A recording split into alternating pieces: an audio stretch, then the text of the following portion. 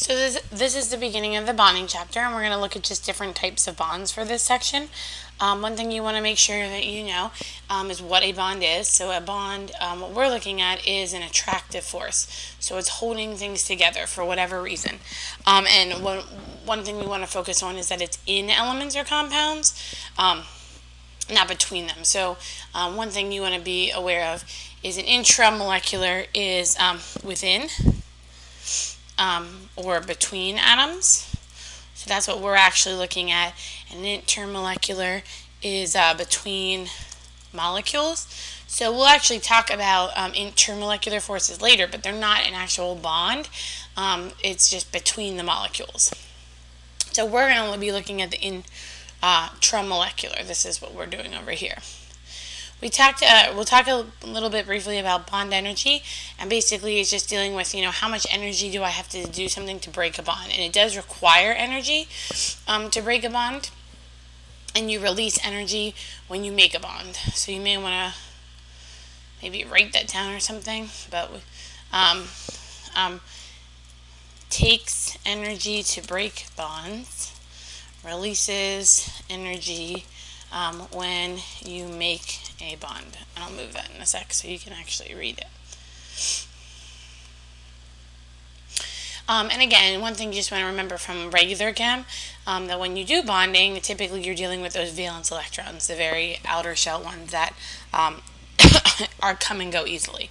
So that's why valence electrons are so important, because they're the ones that are typically involved in the bonding process.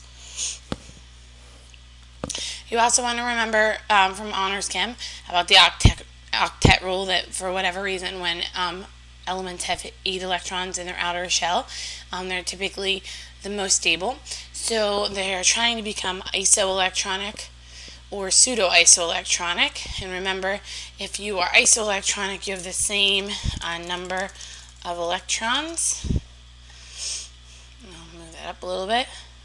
So they're like exactly the same. And if you're pseudo-isoelectronic, you have the same number of electrons except d electrons. So you're really close to the noble gas, but you're not quite the same. And then just remember that hydrogen and helium only ever have 2 electrons because they just are that small. They only have the 1s sublevel. And that you do want to acknowledge that some nonmetals can have more or less. So sulfur is a classic example that can have more. It's called hypervalent. And boron is the classic example of ones that can have less. So in a perfect world, everyone would get 8 electrons, except hydrogen and helium because they don't want them. And then in the real world, there are kind of your misfits that, have more or less. So we're going to just go briefly over like the different types of bonding, but not like really get specific for right now. The first type of bonding is metallic bonds, and this is just between any metal atoms. And a big thing here that you definitely want to know is they have this kind of what's called an easy flow of electrons, or we typically call it the sea of electrons. So the special thing about metallic bonds is it's delocalized. So if you think about it, if you're local, that means you stay in one spot. But if you're delocalized, that means that you can move around. And that's what's special about the metallic bonds and the electrons, because they don't actually belong to the one atom. So basically, wherever electrons need to be, the electrons can flow to. And this explains why they're shiny. What is actually happening is when light shines on a metal, the electrons are actually absorbing some energy and releasing it back in form of light, and you actually see that as the shiny. They're conductive because the electrons can flow in any direction. So if you hook up electrical charges, then they'll actually flow in the direction of that. They're malleable because there's a fluidity to metal, that they're not held in a rigid thing, and they're also ductile because they have that ability to move and not be rigidly in crystals. Ionic bonds, you want to remember, are just our cation and our anion. And remember, our molecules are when you're sharing. So ionic is actually a transfer of electrons, and covalent is a sharing of electrons.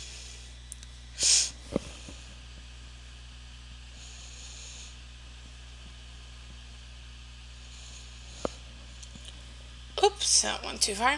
So Lewis symbols, you do have to remember, you need to be able to tell how many valence electrons you have, because they're going to be very important when we do our Lewis structures in a couple of days. And basically, remember, your Lewis symbols just show you your valence electrons. So lithium has 1 valence electron, so he gets 1 dot. Boron has 3, he gets 3 dots. Carbon has 4, he gets 4 dots. And again, remember, it's related to the periodic table, and you definitely need to be able to do that. So if you haven't started looking in your book, or you haven't reviewed that and you don't remember it, you need to look there. Alright, a little bit more about ionic bonding, just so you're aware. Ionic bonding, there's only hundreds of them. There's not that, I mean, you think there's more ionic, but there's only hundreds of compounds. They are very high melting, so that means they have very high melting points, and that above 400 degrees Celsius. A couple of the reasons they do that, because they have such an attraction, because you have the positive charge and you have the negative charge. So when you have that really opposite charge, you have a really strong attraction. Another reason that they have high melting points is they have a crystal lattice forming, so they have a very strong and rigid format. And then remember, they typically form between a metal and a nonmetal, because metals are typically our cation and nonmetals are typically our anion. And then you just want to remember, lattice energy deals with how much energy it would take me to basically break this apart. And you can think it would take a lot of energy, but the two most important things are your sizes of your atoms and your charges. So lattice energy is related to sizes of atoms and charges of ions. I guess I should say sizes of ions as well. So again, if you're smaller, you're going to have a higher lattice energy, and if you have a higher charge, you're going to have a higher lattice energy, because you're being held together very, very tightly. A couple of other things about them. Basically, remember, you take that metal, which has that low ionization energy, and you take an element that has a real high electron affinity, and they go together, and that's how you form an ionic bond. And again, we said it before, but you definitely want to know, when you're doing ionic, it's about electrons being taken. And again, when you have high melting points, what that's indicating for ionic compounds is that they're very strong bonds.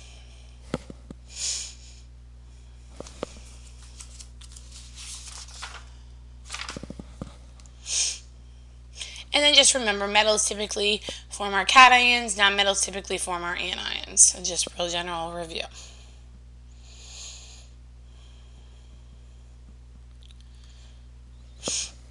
Here you just want to remember that when you have sodium and you look sodium up on the periodic table, he has 11 electrons. And remember, when he becomes an ion, he loses 1 because he's +1, and he's going to lose it from the biggest energy level. So he loses his 3s1, and he loses that electron over here.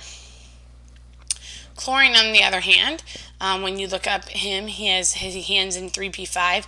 He's going to gain an electron over here in the -1 area, and you can see he puts it in that last energy level because there's a spot.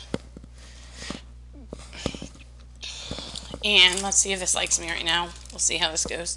What you want to think of is you have a little sodium +1. So you have a little sodium, and you have a chlorine -1. And when you actually draw it, this is going to be horribly drawn. What you want to notice, this is trying to show you electron density, and this is really bad. But what you want to see is there's more electrons over in the chlorine than there are on the sodium. The sodium has the low ionization energy, so most of the electrons are hanging out over on the chlorine.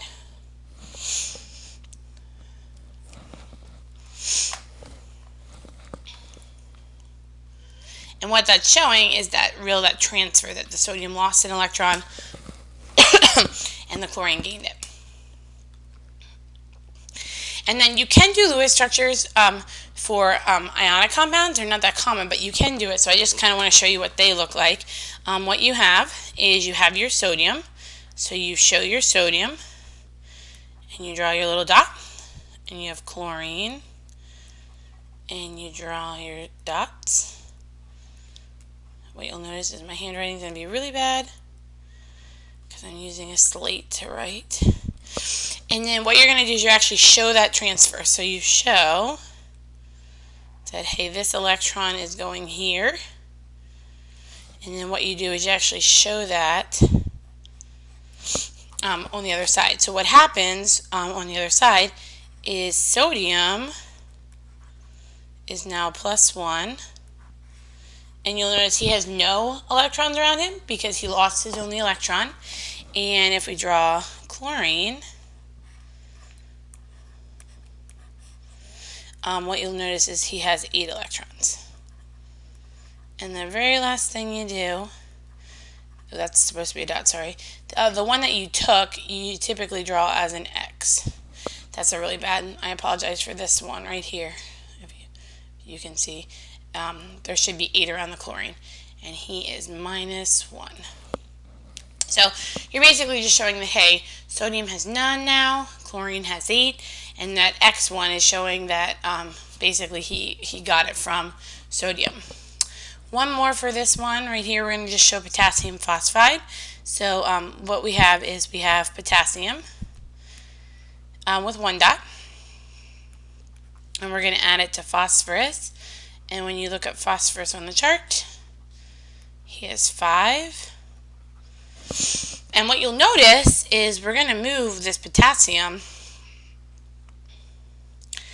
but 1 potassium is not enough. It doesn't fill the phosphide's valence shell. So that's where it comes into your charges and how many you need. So what we're going to indicate is, hey, to make this work, we're going to need 3 of these potassiums. And that's really where it comes into writing your formulas for ionic compounds.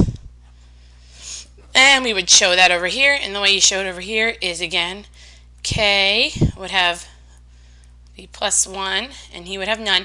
There's 3 of them, so we're going to write it as a little 3, showing that there's a subscript. And then what we're going to have here is we have our phosphorus, and I'll try to make this legible. We have our 5 original.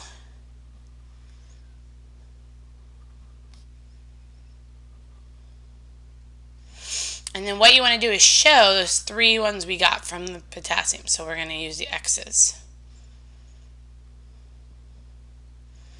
And again, I apologize for the writing. He gained 3 electrons, so now he's -3. And you're good. So that's what Lewis structures for those look like. They're not as common, but you can do them for ionic.